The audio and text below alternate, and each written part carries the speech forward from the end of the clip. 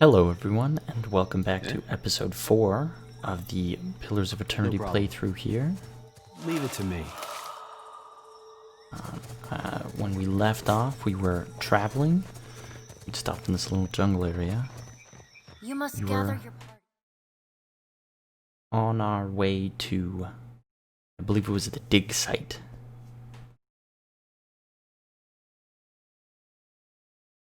We'll see here in a moment. An Angwithan dig site, I believe. That's right.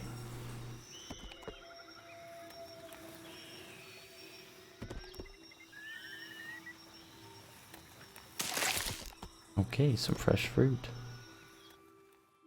Move into the dig site, see what's going on here.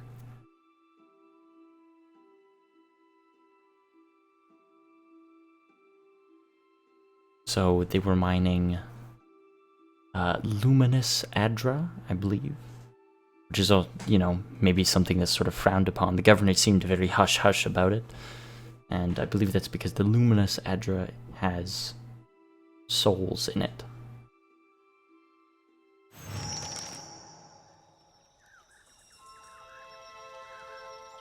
Okay.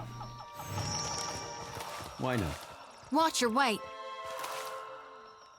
Zodi bends double, hands resting briefly on her knees before she wipes sweat from her brow.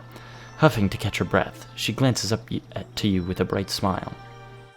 If you'll spare me a minute, I'd like to perform a last rite for these poorly departed souls. She reaches for the lantern on her hip. Please, Watcher. Without my guidance, they might have a hard time finding the light. There are no departed souls here. What do you mean? Just look at all these corpses. She waves a hand around as if that explains everything. These people had their souls sucked out by Aethys. Their corpses are just empty husks. That why they're so ashy? Her nose crinkles. Exactly. Aethys caused a bivouac when he passed through. So it's not just symbolism in my dreams. I saw my god walking through storms. Didn't know he created them. While I do thank you for shielding my pride, Watcher, I figure it's better to be safe than sorry. So if you don't mind, I'll just do a calling real quick. I'll allow it. Mighty kind of you. She grins happily. With 2 intense strides forward, she unsheaths her sickle and lantern, fluidly swinging each in a series of well-practiced movements. Chanting, whirling, weapons slicing through the air, Zodi's voice lilts and falls in an invocation, a summons to any departed lingering in the area. This here's a final call for all souls. Last stop for the lost. Gather round now, I'll cut you loose and haul you into the light. Swinging the lantern faster and faster, Zodi plants her thighs wide and then thrusts her arms up high over her head. The lantern rattles in her grip, and the light from within flares blindingly bright. In the silence of your held breath, it almost seems like a soul should sift up from within one of the corpses, quivering in the air before siphoning into the lantern's fading brilliance. But the ashen bodies are bereft of souls, so in the end Zodi's light fades without acquiring anything. What should we say here? No good. Well, I had to try. Her triumphant smile ebbs from her face, leaving her expression as drab as the mud smudged on her cheek. It's my honored duty to reap and shepherd departed souls during their journey to being reborn. With Aethys dead, me and the other reapers gotta gather as many souls as we can. We'll keep them safe until Gon returns to hell and can take them into his divine embrace. What do you mean? I'm keeping lost souls. And here. She taps the metal frame of the lantern. And that's all I care to say for now. Let's go. She nods before setting off. Okay, so Him and the lantern. she also seems to be keeping lost souls around, Sure. which is interesting.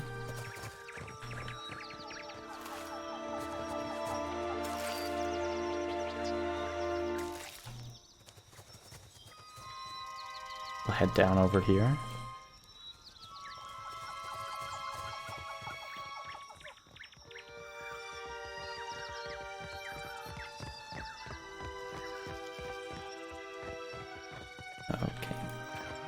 Loot there. Why not? Some hardtack. Sorry, Perfect Fred. rations. Can't. Eh? Got it.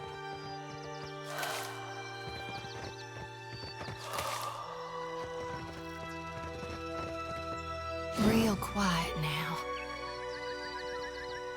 Wait, look there. Some beasts over here. Yeah? I wonder if we try switching him to his pistols. Let's see how effective that'll be. Hey. Sure. Let's I'm go. on it.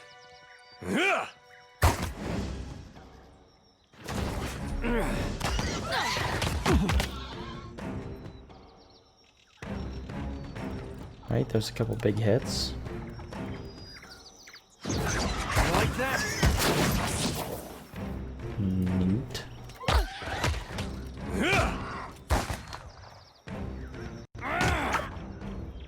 Sure.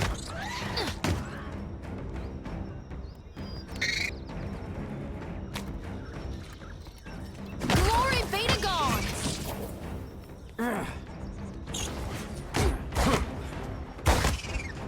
Ooh, big shots and hits.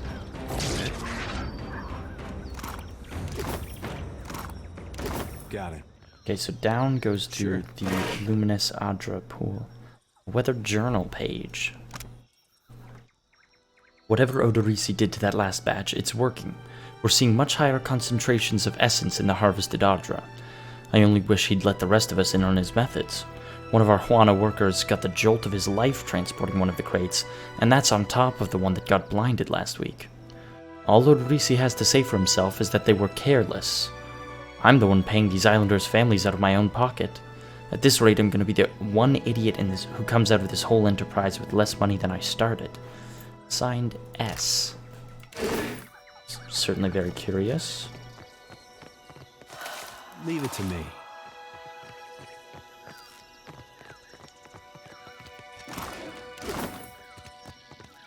Whoever was in here left in the middle of drinking their tea. In case this place was abandoned in a hurry. A scrawled note. Ferris, take this coin out to Thwana village and see if you can round up anyone willing to do a week's digging for pay. Try the low caste types first, like the Roparu. They're used to hard work and they don't ask for more than their share. Signed, S. There's the foreman's quarters. Why not? The sub-level down there. Some barrels. Say your prayers!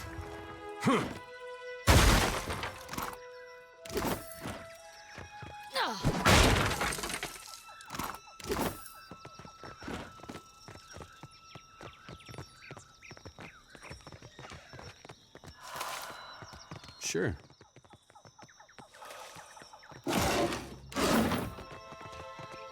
Just, roaming around, getting what supplies we can. This looks interesting. Good thing I saw. Oh. Right into combat, I guess.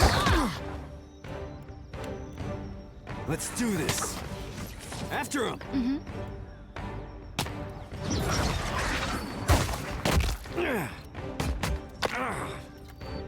Okay, yeah, you need to lay on hands yourself.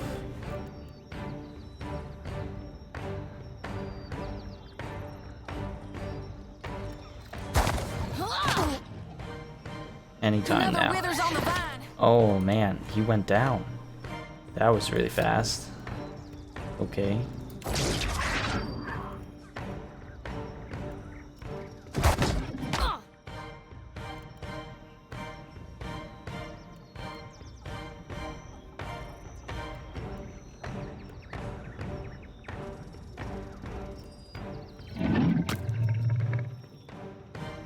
Oh, how did I get back up there? Take this. Let's go. Time to give us a little circle of healing. Come to an end. Even me.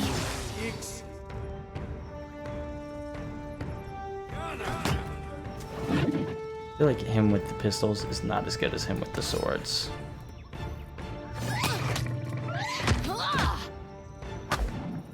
I might be wrong in that, but I don't know. Sure. Oh boy. That was a really weird interaction. I was trying to get it to flank. Like that?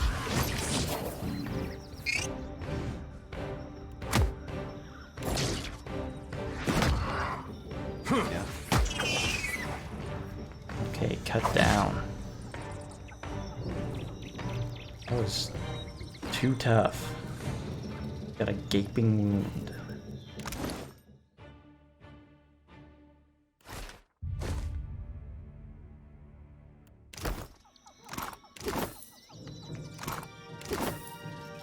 No problem.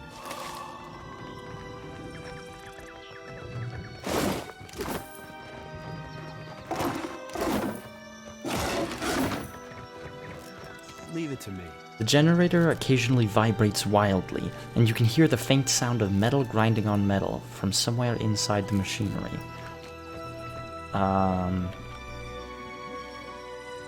Yeah, I don't know what to make of all this.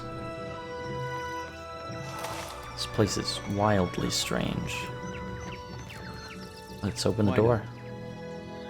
Oh, several men and women appear to be locked inside a cage of some kind. They're little more than silhouettes behind the glass, pointing and gesturing excitedly. You out there, are the beasts gone? One woman comes up to the door, hands pressed against the glass. I took care of the creatures. The woman turns away to have a muffled exchange with the others. Then she pulls at something by the door, and you hear a rattling clank. I didn't expect there to be people in there, that's for sure. Perfecto. We are saved. A youngish man with bright eyes and a twitching smile claps his hands in joy as he steps out of the cave. The woman next to him, however, remains sober. Me and the Watcher? We're always happy to help. She beams at you, eyes filled with pride. Governor Clario must have sent you to rescue us, no? But you do not look like one of his guards. She rises onto the balls of her feet and peers behind you, as if searching for someone else. She looks to be only midway into her 30s, though the seriousness of her mouth, the serious set of her mouth, makes her seem older. I'm just trying to figure out what's going on here. An older woman hawks an impressive gob of phlegm onto the ground and kicks a clump of dirt over it. I told you the governor does not care about us. This is all about profit. For him, the rest of the Valian. Caloste! She silences the others with a sharp look. She turns back to you with a resigned breath. You are here, and that is what matters. Where's Oderisi? The Animancers look at one another. He is still in the ruins, we think. She grimaces, her gaze darting to her toes. What happened? We were taking measurements of the luminous Adra when something strange began happening. Fascinating. The pillar started to dim. The ground shook, and our instruments showed unusual variations. That's when those of us with a grain of sense got into the cage. She glares at the excitable young man, but he doesn't seem to notice. What happened then? The Colossus. Some kind of construct made from luminous Adra. It passed through the arena toward the pillar. Vanessa closes her eyes. Moments later, the pillar went dark, and all of our colleagues outside the cage froze. Like they turned to ash. She goes quiet, her hands clasped in front of her. The young man leans forward, his eyes wide with a perverse kind of excitement. That is when the panthers and worms showed up. Started going through the tents. It was awful, but Engfirth. Vanessa shoots him a furious look, and he falls silent again. A confused and slightly injured expression crinkles his face. Some of our people are still missing in the ruins, including Oderisi, our lead researcher. It is possible he managed to hide. Her furrowed brow, however, suggests otherwise. Wow, it just really started to pour here. I'll help him however I can. Most of the ruins are that way, through the door next to the ramp. She points to a dark entrance on the eastern wall of the arena. If you are going below, you should take Engfirth with you. She turns and motions someone to the front of the group. Hey, he looks just like... Adair cuts himself off for reasons not yet apparent. His jaw hangs slack. A sharp-featured elf comes to the fore. As he meets your eyes, he gives you a knowing nod. He's earned a few new scars, but you recognize Aloth Corficer all the same. He taps the fingers to his lips, a sly smile working its way across them. Engfirth knows a great many spells. At first, he even cast fire to chase away the panthers. Until the flames nearly caught one of the tents. Oh, We then decided it would be better to preserve our remaining supplies, in case we ever got out. And when the supplies ran out? she scratches the bridge of her nose, looking concerned. The others look away and avoid further speculation. I do not expect the ruins will be any safer. Many of our people remained behind, which has surely attracted more wildlife. It would be prudent to take help, as long as Engfirth is willing to go. She looks quickly to Aloth. He nods. I would be happy to assist. He holds your gaze with wide, expectant eyes. I'll gladly accept his help. He gives you a quick smile. Be careful, I'm Miko. She gives Aloth's hands a quick squeeze before backing away. I shall try. Aloth nods at her before leading you a short distance away. Thank you for your discretion. I'm certain you have many questions, but I fear they must wait until we're off this island. He casts a regretful glance back at Benissa and the Animancers. Very well, we'll talk later. Indeed. I'm fine just taking... Oh. Spellblade, Battle Mage. What did we make everyone else? Did we make him... a fighter rogue, I think? I think we made him a straight rogue. And I think a straight monk. We'll have him as a straight wizard. I do want him to be just fully wizard. I think makes the most sense. I'm clutching my side because I am hurting. Oh, I didn't even realize there was a big footprint till now. Look at the size of this thing. It's gonna be one heck of a boss battle, I would imagine. I shall be When we discreet. finally get there. Okay, so Aloth has joined. Yeah. Got Paladin, Rogue, Monk, and Wizard. No multi-classing so far, but that's okay.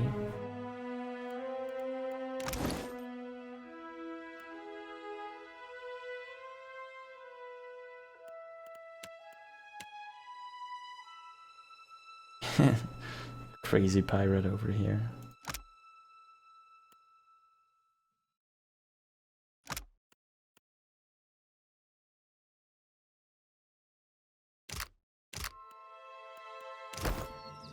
Yeah, no problem. Should we go sub-level, foreman's quarters? She said to the east. Oh, I'm guessing up the stairs there. That's how we would get out. Ancient Hall, training. Definitely want to see what the Luminous Audra pool is and whatever the heck's up there. But I suppose we should go through things in a way that makes sense. We'll go through the foreman's quarters first. Scout out what's in there and then move on from there.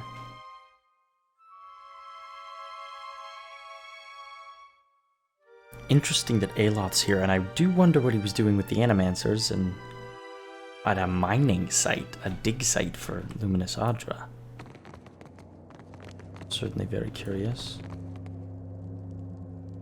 Nothing around it. Ready to brawl? A beetle? Oh, many beetles.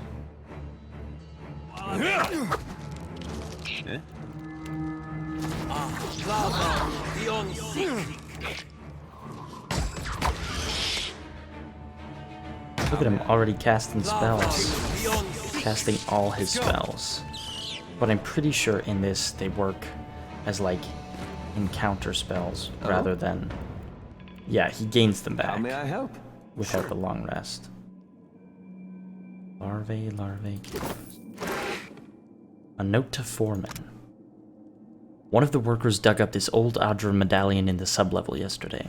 I doubt Odorisi would be interested in it, and besides, it looks like it's worth something. Might be nice to surprise the crew with a bonus.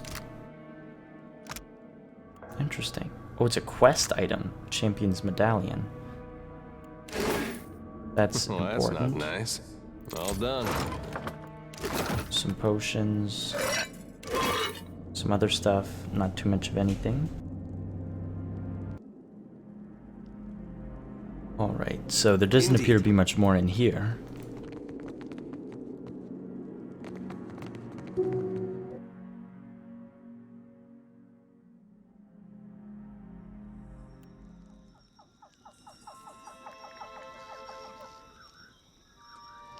Maybe we go down to the sub-level. So can I camp? Whoa, crafting. Drag food here to remove injuries and receive. Oh, so that's how it works. Cut a fish. Check out fresh fruit.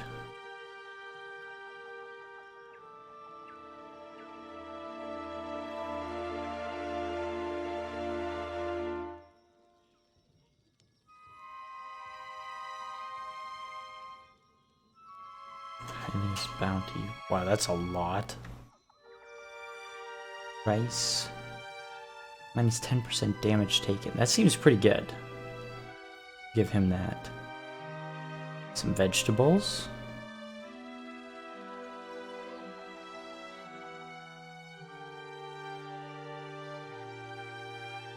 One resolve? I don't know what that really does. Maybe some fresh fruit, because what the heck. And what can we do crafting-wise?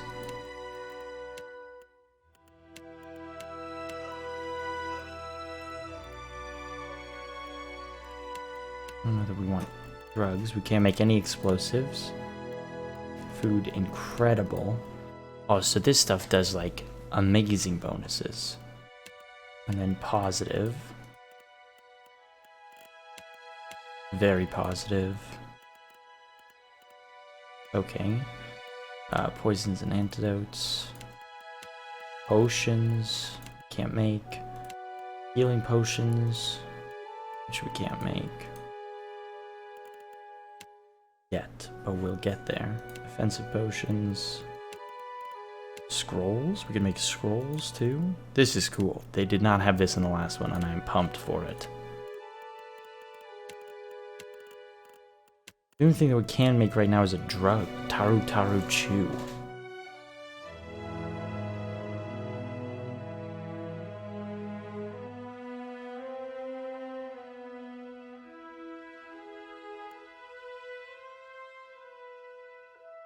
Yeah, let's try it.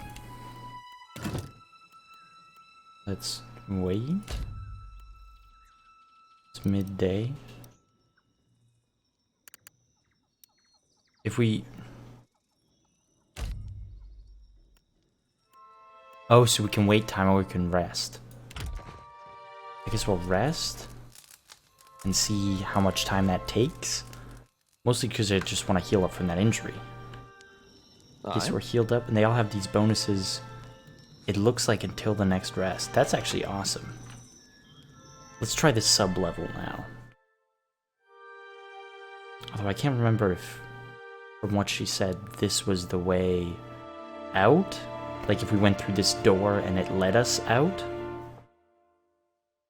I'm not sure. But I guess we'll find out. Oh my. Leave it to me. Let all champions pay homage to Exandros, for without him there would be no glory. Okay. Oh Poor boy. fools. They were unprepared for this.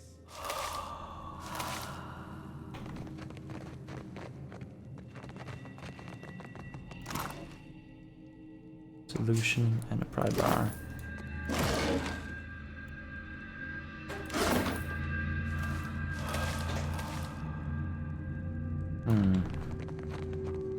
This is clearly a mining spot.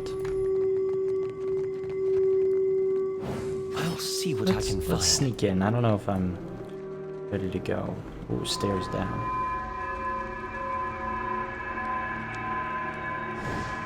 That sound is a lot. Part of each statue near the legs has been forcibly removed. Praise to the bold-hearted Avarix, master of the blade.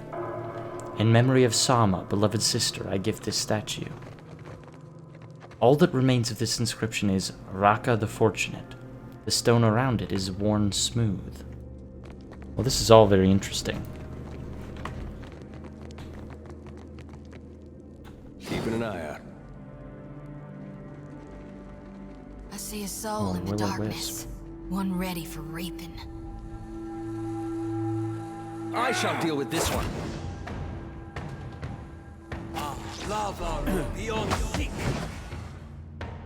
Glory Veda could use something to put a little pep in my step. See?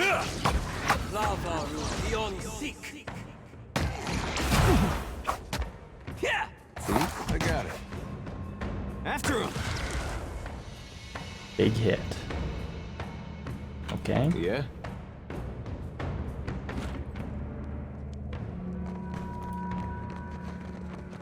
Sure.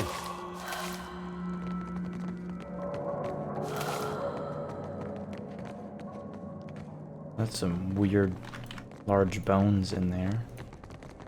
Could be a fight. Stay behind me.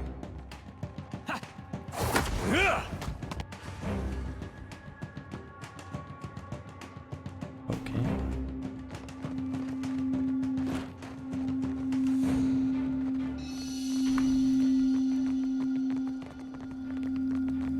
Leave it to me.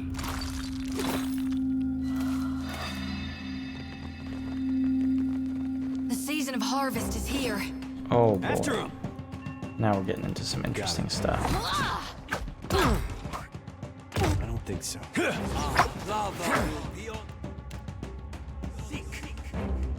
Let's do this.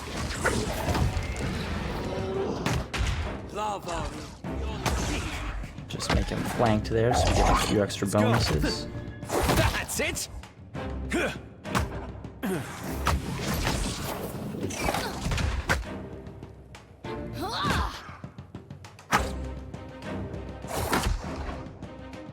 Nice.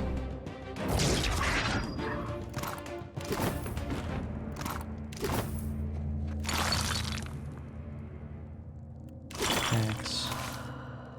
Well, it does seem like that one extra person makes a good bit of difference. Okay, so this is Collapsed Hall further on. Down here. Or is it Collapsed Hole?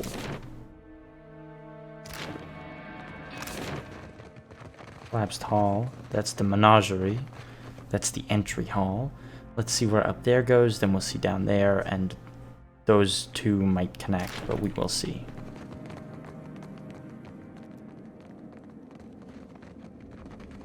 The season of harvest is here. Oh boy. Essence Anomaly. Never you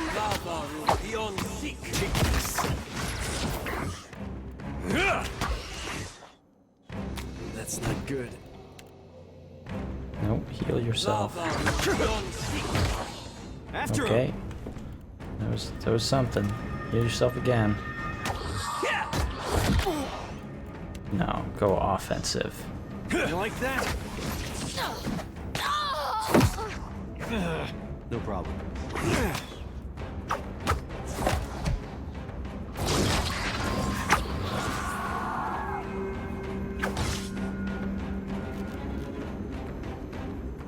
So we definitely still have to be thinking about the fights and strategic in them, but what is this weird green fluid that we keep seeing in these tanks? I don't know, and I don't like it. Quietly. Oh boy, this is something big. That's Odorisi. That's Odorisi? Leave it to me. Frozen mid-stride, this grim figure is turned towards the colossal pillar of Adra that dominates the chamber. The ashen corpse's outstretched hand rests upon the crystal's dulled surface. Clutched tightly in the remnants of a fist is a bundle of papers, bound together by a leather cord. Several more pages are scattered on the ground at your feet. This one's ashen. Means he ain't got no soul for me to tend to, right? As you pull the papers free, the ashen fingers gripping them slough away, disintegrating into a fine plume of dust. You've gained quest item Odorisi's Notes. Hodorisi's notes, acquired from his corpse, are a dense collection of jargon and diagrams. They allude to mechanical and chemical processes used to treat Adra while it is refined into powder. These notes would doubtless be of interest to those working directly with luminous Adra. Standing here by the lone figure, you are struck with a feeling of dread. The air around you, the very motes of ash and dust, all of it is stagnant and still. The feeling grows worse when you look up at the Adra and sense no energy flowing into its surface. It is as though it has been disconnected from the wheel. It is really dark. You place your hand against the pillar of luminous Adra. A dim, warm light emanates from the surface, but it feels cool to the touch. Pinpricks dance along your fingers, uncomfortable, but not painful. A woman's voice, scratchy, distant, and halting, echoes in your mind. Find your soul in him. You concentrate, peering into the Adra's energy as you would peer into a soul. Its inner light is blinding, but as you become accustomed to it, you perceive the core of the Adra itself, a churning mass of millions of soul fragments. With a jolt, the energy reaches out to you, the Angwithan ruin fragments around you, breaking into incoherent shapes and dissolving to dust, falling into an infinite well of dark gray vapor. Even the ground itself disintegrates into nothingness. All that remains is the murky expanse of the in-between. The Adra pillar, and a skein of golden threads rooted in the pillar that extend far off into the distance. You focus on the threads. You catch glimpses of memories, your memories, mingled among the memories of thousands of other captive souls. The filaments begin to cohere, rapidly twining into a golden cord. With a muffled crack, the cord ripples outward in a violent wave toward the endless distance. The cord undulates over a space so vast that you lose sight of the wave before it finds its end. Then, a heavy creaking, like the sound of mountains shearing under their own weight, washes through the dull gloom of the in-between. A violent force yanks you along the cord at an incredible speed. The murk of the in-between warps erratically, as though you are observing it through an ill-ground lens. Just as quickly as you were pulled forward, you stop, suspended below a massive figure of ancient carved Adra. Like all Adra, it glimmers with energy, but the souls and memories within it are not flowing down. They churn in a vortex that burns at the heart of the statue's mass in some invisible engine. It is Aethys. The great golden cord terminates in his back, sending pulses of energy throughout his limbs as they move. He walks in long, slow strides toward a brilliant pillar of Adra far in the distance. It shines even more brightly in the in-between than Aethys. From within the teeming throng of souls, dozens of eyes look out to you. Through the cord, their collective anguish and despair push at the edge of your mind. Help us! Please! Help us! Their Their voices. voices echo in your mind. Somewhere within their ranks, you can feel the presence of your own soul slumbering deeper in the gyre. Yep, I'm not sure why I thought she'd stop reading it there. Reach out to the lost souls. You reach out to the lost souls, but the incredible power flowing through Aethys' body repulses you. Not even your Watcher powers can penetrate the massive tides of energy crashing through him. The souls sense your efforts and attempt to breach the surface of Aethys' body, but are instantly pulled back down into the deep well at the statue's heart, as though they were pried from the edge of a great precipice. Aethys' stride slows and stops. His head slowly pivots, until its great burning eyes are cast back along the cord. As his gaze meets yours, you feel an overwhelming rush of incredible joy mingled with profound sadness. You have sensed similar anguish in lost souls, but never with this intensity. A soothing voice drifts into your mind. It takes great bravery to venture through the in-between, even for a watcher. A swell of admiration radiates out from the god's heart, a force so intense that it momentarily overwhelms you. You do not need to follow me, for their sake or your own. Something beautiful is coming.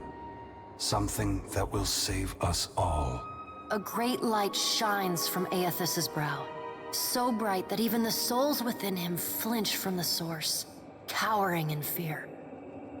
Through the glare, you see Aethys's massive arm reach up to grasp the golden cord. The tether carrying energy from the Audra pillar to him, that also suspends your consciousness. Wait. Time cannot stop for any of us, Watcher. Even me. Aethys yanks on the golden cord, pulling it from his back. The cord tears into filaments that blacken and dissolve to dust. Without pause, he turns to resume his stride toward the distant pillar of Audra, shining on the boundless horizon. You hear the souls within him cry out for just a moment, before your consciousness is snapped away from them. The in-between goes dark. For a second, you feel a mix of nausea and a sensation like spinning and falling. Then the moment ends. Your consciousness has returned to the Angwithan arena. The world is sideways, the Audra pillar upside down. You flinch at the feeling that you're standing on the ceiling. The disorientation overwhelms you and you collapse to your knees next to the luminous Audra pillar. Previously dim and flickering, the pillar now glows with a strong and steady light. You touch the Audra again, but the chill and prickling sensations you felt before are gone, replaced with a comforting warmth, like the embers of a fire that has just lost its flame. As you return to the world, you feel a hand on your back. You alright? Come on, we just got you back. Despite his tone, you can see genuine concern in Adair's eyes. I'm fine. I heard you say that before. Had something to do with a 2,000-year-old lunatic talking to you in your dreams. I've seen you commune with souls of the dead, but this looked altogether different. What happened? His gaze flickers to the brightly glowing Audra. Wow, it is bright compared to before. I saw Aethys, and he saw me. Really? I knew it. I mean, that's great, Watcher. Ain't it? Zodi can barely contain herself, jumping up and down as she stumbles over her words. What did Gon say? Is he gonna meet us? What do we do next? He charged you with a divine calling, didn't he? Just like he's done for me. That's dutiful. Aloth nods, a quiet smile etched across his lips.